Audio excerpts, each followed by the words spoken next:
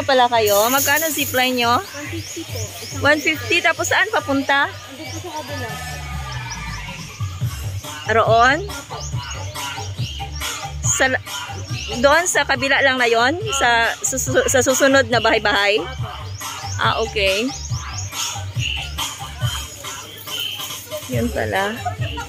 May kalesa rin.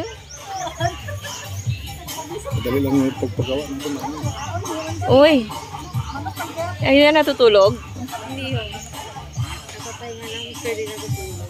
Ha? Hindi ho sila natutulog. Hindi natutulog? Buhay ba yan? Opo, buhay po. Nagpapahinga lang? Magastos sa pagkain, no? Meron din yan sa Sigma. Gastos. Ano pinapakain nyo? Pabo tsaka manok po. Pabo at manok? Opo. Everyday? Kadalasan po, mas ganito siya sa manok. Yung fresh po. Ilang manok everyday? Di ko po. Ilang manok yung pinapakain? Everyday? Nakalimutan ko. Marami po natin. Marami kumain. Marami kumain. Kaya ang taba.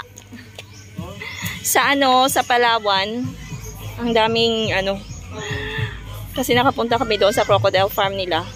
Ako sa Palawan. Ang daming crocodiles. Magkakaroon na rin crocodile farm dito. So ito meron na rin dito.